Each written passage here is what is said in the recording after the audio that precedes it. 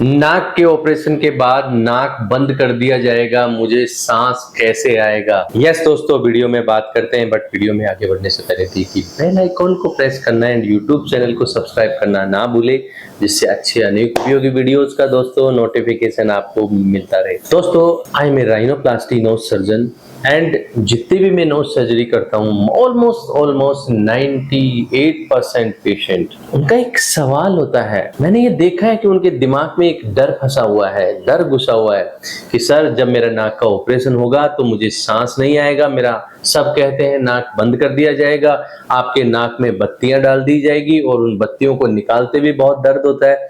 सो दोस्तों, अच्छे से हमें इस बात को समझना है। दोस्तों, नोज सर्जरी बहुत सारे कारण होते हैं, जैसे डीएनएस के कारण भी नोज सर्जरी होती है, सेप्टोराइनोप्लास्टी नाक टेढ़ा होता है उसके कारण भी सेप्टोराइनोप्लास्टी मान लो नोज सर्जरी होती है। दोस्तों, इन सब सर्जरियों के बाद नोज के अंदर पहला काम होता है हीमोस्टेसिस करना।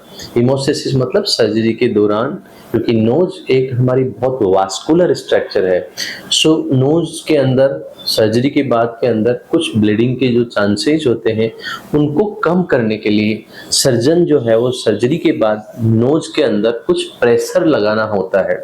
सो जैसे हम अगर सेप्टोप्लास्टी सर्जरी करते हैं तो दोस्तों जो हमारा जो अंदर का फ्रेमवर्क जो है, जो अंदर का ढांचा है, उसको जब हम रीसेट करते हैं, जैसे आप मकान बनाते हैं, हम छत डालते हैं तो कहीं ना कहीं कुछ सपोर्ट की जरूरत होती है।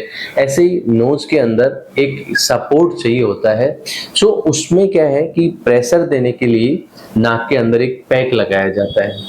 दोस्तों, पहले जो ये नाक के अंदर पैक लगाते थे वो गॉज पीस पैकिंग लगाई जाती थी, कपड़ा नुमा एक स्ट्रक्चर, उससे नोज को भर के बंद कर दिया जाता है। आजकल ऐसा नहीं होता है।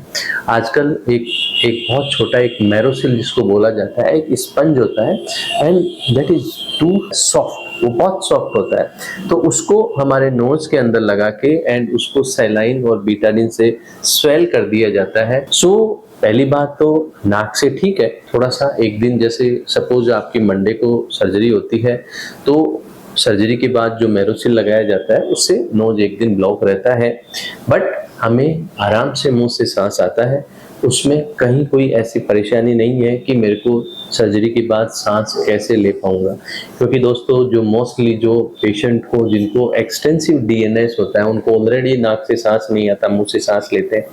बात दूसरी है कि जैसे सर्जरी के बाद के अंदर जैसे नाक में जो पैक लगाया जाता है, तो दोस्तों उनको, जिन लोगों को ये मिथ होता है कि उसमें पेन होता है, ऐसा भी नहीं है, क्योंकि नोज के अंदर एक लिक्विड सॉल्यूशन डाल दिया जाता है जिससे हमें ये पता नहीं लगता कि हमारा वो स्पंज जो है वो निकला है and that is too soft, वो निकालने में इजी रहता है, उससे पेन नहीं होता।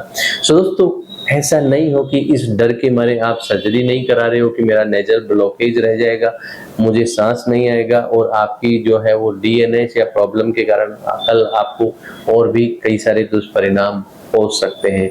इसलिए ये दिमाग से हमें मिथ निकाल देना चाहिए कि सर्जरी के बाद जो नेजल ब्लॉकेज रहता है, जो पैक लगाते हैं, उससे मेरे को प्रॉब्लम होगी या ब्रीदिंग नहीं ले पाऊंगा। Thank you.